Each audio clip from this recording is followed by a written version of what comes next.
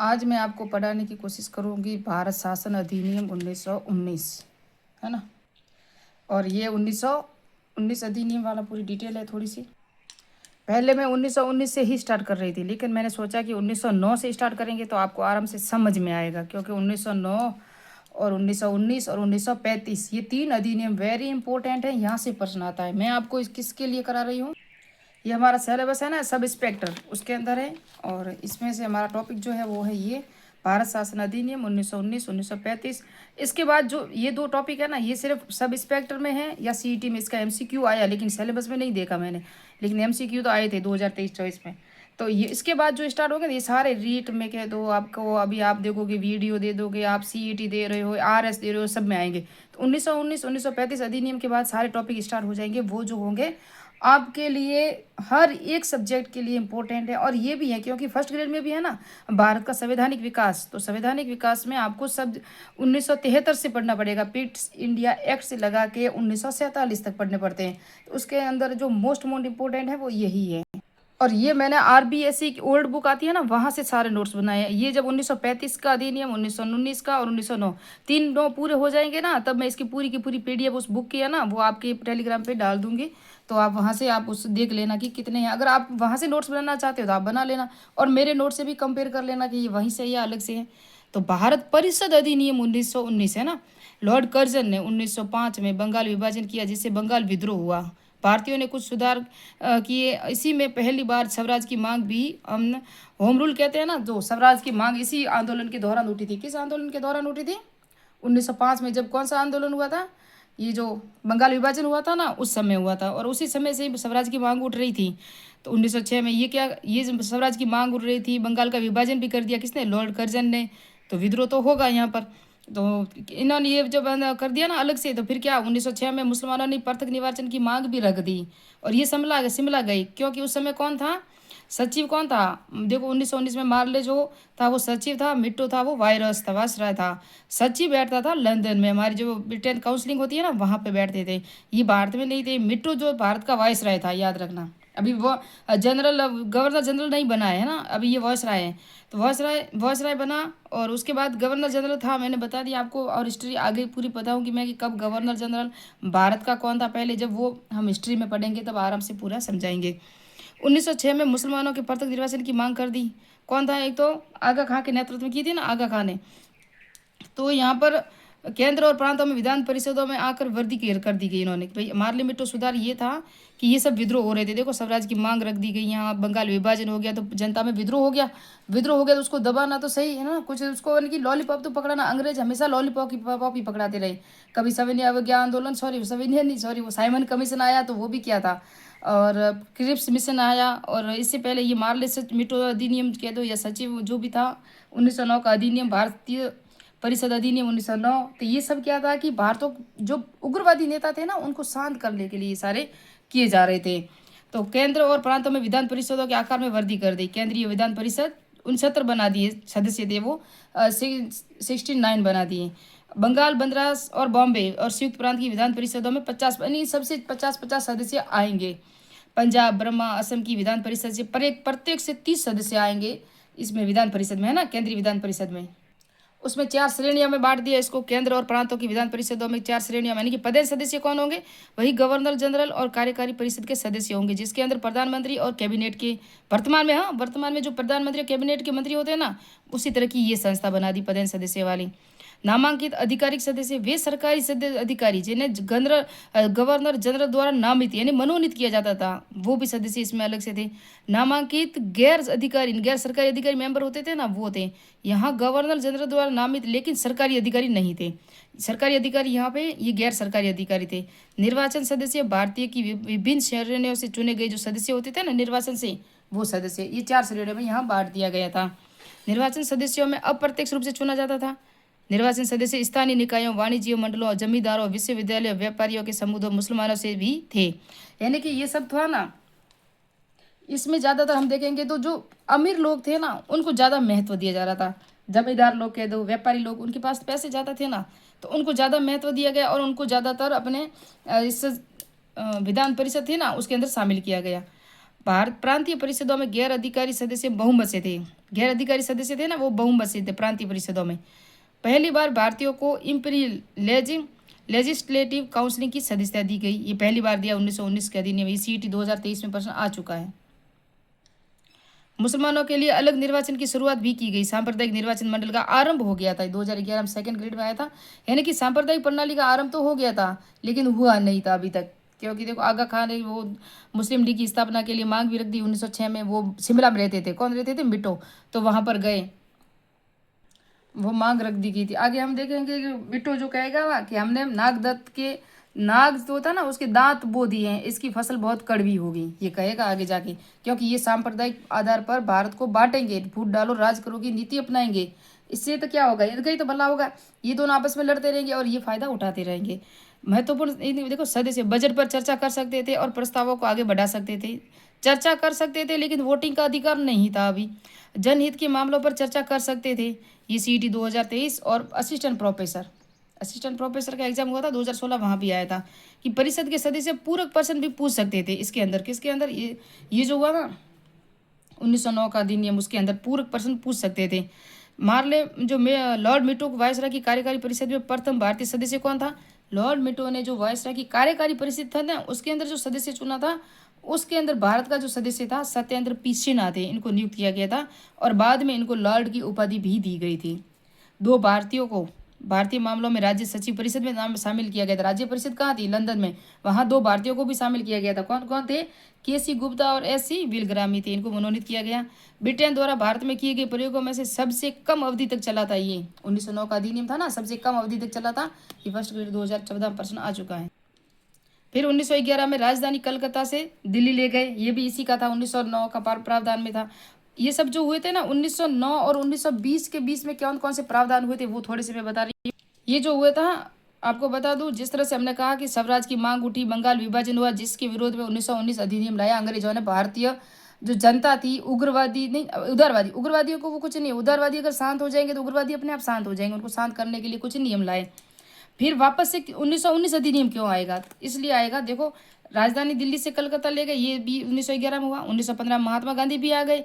बाल Gangadhar Tilak home rule आंदोलन शुरू किया था। वेरी इंपॉर्टेंट है, होम रूल आंदोलन शुरू हुआ ना, ये अप्रैल 2019 आ रहा है। 1916 में बेलगांव में, महाराष्ट्र, कर्नाटक, मध्य प्रांत, बरार में, मुंबई को छोड़ के हर जगह ये शुरू किया गया था। किसने किया था?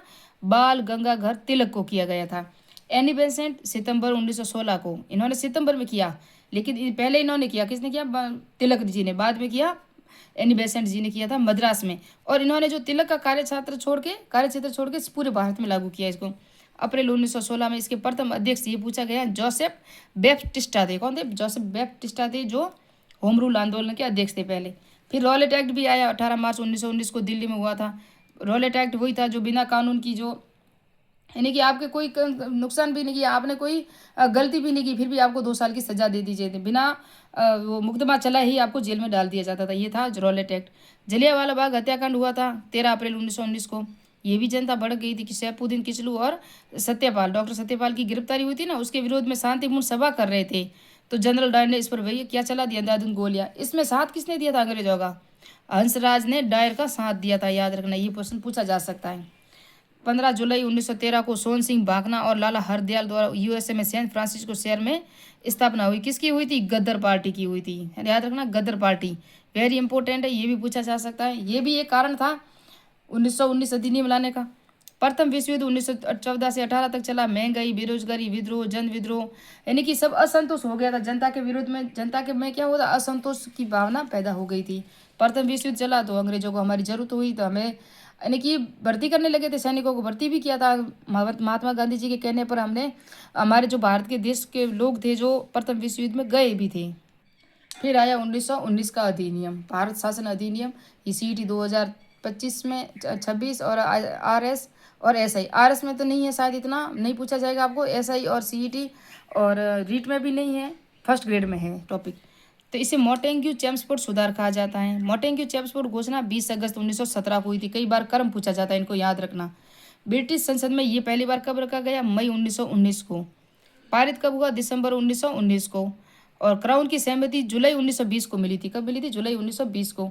ये लागू हुआ था 1 जुलाई 1921 को हुआ था। वेरी इंपॉर्टेंट है, ये सभी आरबीएससी की बुक में लिखे हुए हैं। जब मैं शेयर करूँगी आपको बता दूंगी। तत्कालीन प्रधान पदाधिकारी कौन थे? भारत के जो सचिव थे, मोटेंगी सचिव, वहाँ हमने कहा था मांटे थे। कौन थे? लॉर्ड मांटे और मिट्टो। याद रखना, मिट्टो कहाँ थे? शिमला में बैठे थे, वो तो थे हमारे भारत के वॉसराय। और लॉर्ड मार्ले कौन थे? वो हमारे भारत के सचिव थे जो लंदन में थे। ब्रिटिश पीएम कौन थे? ब्रिटिश प्रधानमंत्री उस समय कौन थे जब 1919 अधिनियम आया?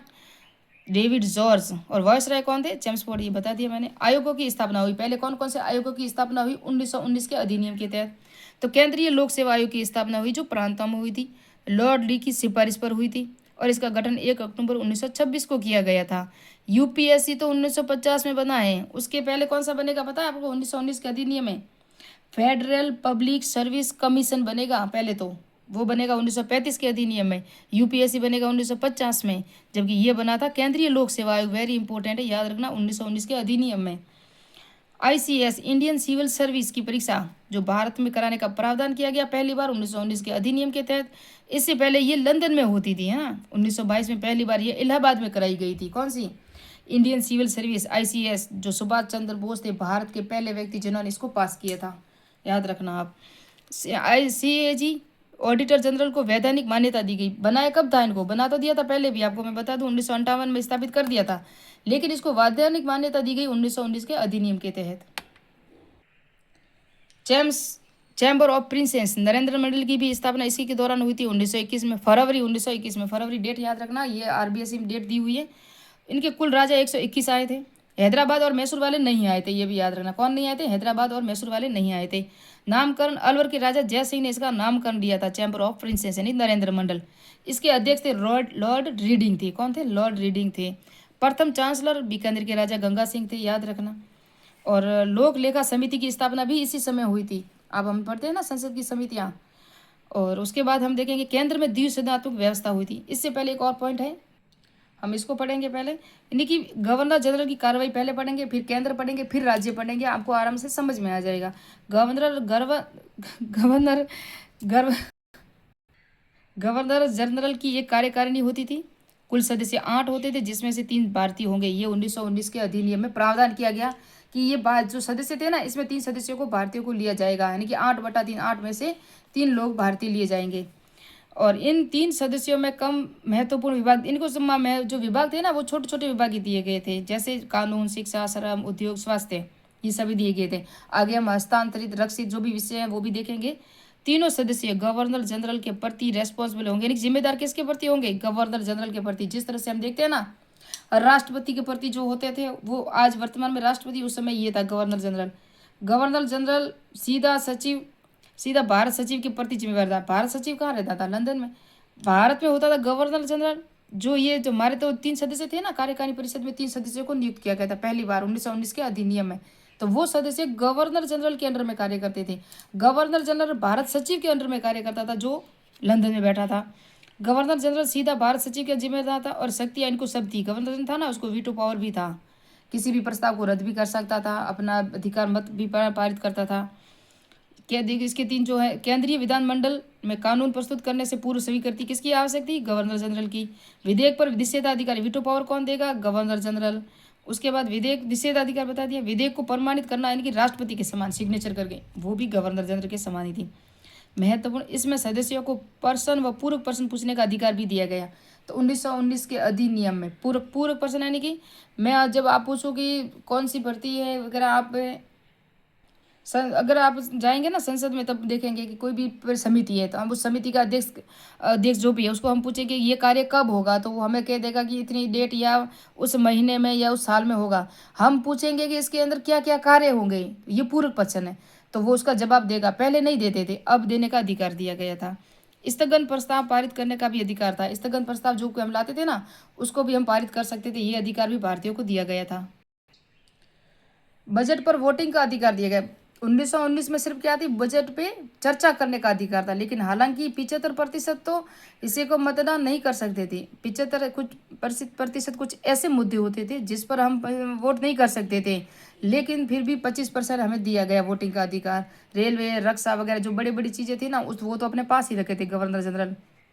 और प्रथम बार प्रांतों का बजट केंद्र से अलग किया गया। 1919 अधिनियम के तहत जो प्रांतों में बजट पेश किया जाता था उसको अलग किया गया केंद्र से। विषयों पर का बंटवारा भी प्रथम बार हुआ, केंद्रीय विषय और प्रांतीय विषय। केंद्रीय विषय शक्तियों का भी विषय कह दो या शक्तियों का बंटवारा एक ही कह दो।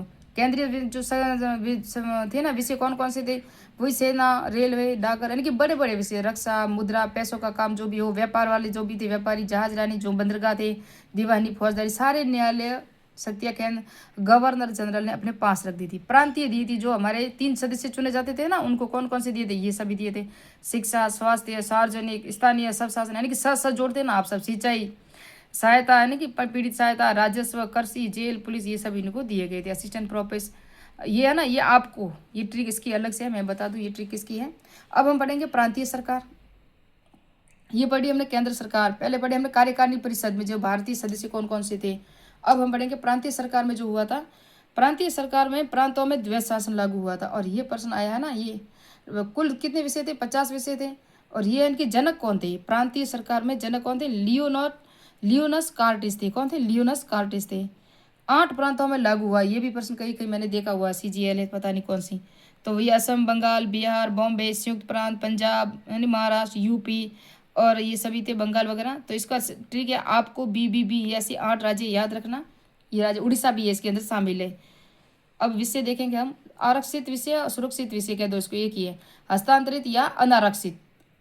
आरक्षित विषयों में गवर्नर के पास रखे गए थे। गवर्नर जनरल जो था सबसे बड़ा, हमारे यहाँ कह दो आज राष्ट्रपति है, राज्यों में हम कह दो राज्यपाल है, उसी तरह से राज्यपाल के समान था, क्योंकि ये प्रांतों में था तो ये राज्यपाल के समान था।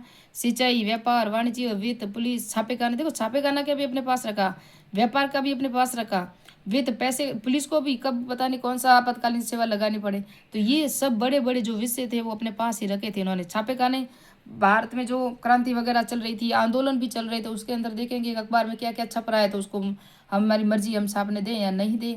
हमारी पुलिस है, हम कहीं भी लगा के किसी को भी जेल डाल दें, ये हमारे पास अंडर में ही कार्य करना चाहिए। लेकिन ज़्यादा पावर दिया गया था गवर्नर जनरल को। लेकिन हस्तांतरित अनारक्षित विषय, इसमें वही स्वास्थ्य, शासन, कृषि, शिक्षा चुने हुए सदस्यों को दिया जाता था। जो चुनते थे ना सदस्य, निर्वाचन होके जाते थे। प्रांतीय विधान परिषदों का विस्तार भी किया गया है ना। प्रांतीय विधान परिषदों में ये सर्वाधिक कितने थे, कहाँ पर थे, ये 140 थे, वो बंगाल में थे, और न्यूनतम असम में थे 53। आगे हम देखेंगे विधान परिषद का। प्रांतीय विधान परिषद थी जिसके अंदर 70% तो निर्वाचित होते थे, मनोनीत होते थे 30%। कहते ना 30% को मनोनीत किया जाता था। मनोनीत तो वही करेगा जो अच्छे अच्छे होंगे, जो अंग्रेजों का काम मानते होंगे, अंग्रेजों का कहना मानते होंगे। क्योंकि आपको बता दूं हस्तांतरित रक्षित विषय थे ना, उस विषयों पे ये मैं आपको बता दूं, थोड़ा समझा। ये सब जनता चुन के जाती थी ना, जनता निर्वाचन हो गए उनके पास थे। अब आपको देखोगे तो ये जैसे कि शिक्षा ही है, शिक्षा को ले लिया।